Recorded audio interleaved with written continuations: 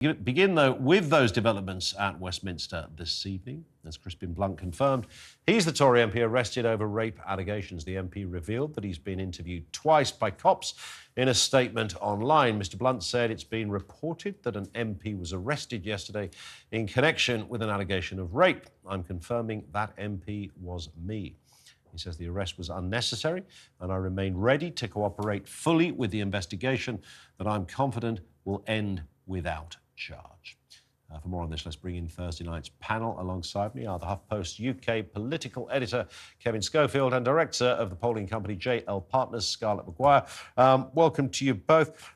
Kevin, is this a kind of preemptive move? Obviously, we can't talk too much about the full details for legal reasons, but I guess this was one of those stories that you'd spend 4 days, as we've seen before, everybody guessing the name. Yeah. Who is it going to be? And Mr Blunt has kind of outed himself, saying, I'm the person at the centre of this investigation. Yeah, I mean, his name was going around once the story broke. I think it might have been The Sun, first of all. The Guardian had it, that a Westminster MP, or a Conservative MP, rather, had been arrested. Very quickly, the rumour mill kicked into action and his name was floating around. And then, yeah, he decided to preempt everything by putting out a statement, which is a very modern way, I guess, of dealing with these things now. But again, it's just another major headache for Rishi Sunak. I mean, Scarlett will probably know more about this than me when it comes to public opinion, but I think it just reinforces this idea that the public have already got, that it's a tired, sleaze-ridden government. Well, that is it, isn't it?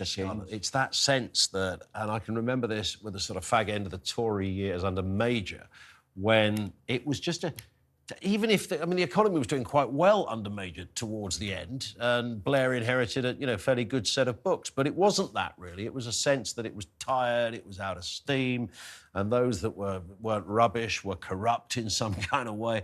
It feeds into that narrative that this party is now rotten and certainly can't win the next election. Yeah, absolutely. So we've just passed Rishi Sunak's first anniversary, his first year in office. And actually, I think the story of that year has been his inability to escape the sort of toxicity of the Tory party brand. So he has been dragged down. He's the 5th Prime Minister over 13 years. The last sort of 2 or 3 years in particular have been particularly ridden with psychodrama and infighting. And unfortunately, I think especially since Partygate, the public are, inclined to conceive of the party as one that is, fighting with itself, has not got their best interests at heart, that with MPs that can't behave themselves in one way or another. Yeah. And this is the last thing he needs, is yet another reminder of that.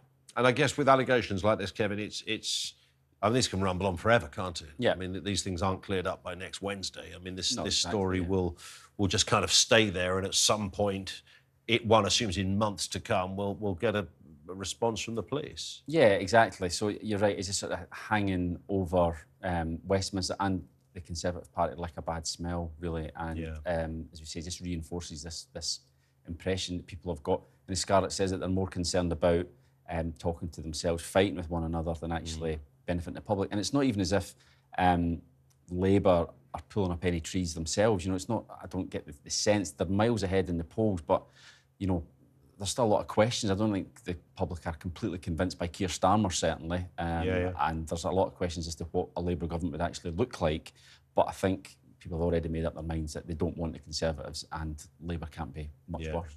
I mean, it seems, Scarlett, that the Labour Party's greatest thing at the moment is they're not the Conservative Party, right? Yeah, absolutely. I mean, I think Kevin's spot on. And I mean, there is a chance this will change. I do think we've potentially seen a slightly different Keir Starmer over the last few weeks. He seems to have grown quite a lot in confidence. I do think setting out what he was going to do, despite potential opposition over things like house building, actually has the potential to go down quite well, because the main thing that voters say about him, the reason why they were suspicious about him, they're saying, well, we don't trust him because he's not saying what he's going to do. And, he might be saying one thing but crossing his fingers behind his back and then waiting until something changes. So if he can get a hold on that, then there's absolutely room for, I think, the public impression of him to change.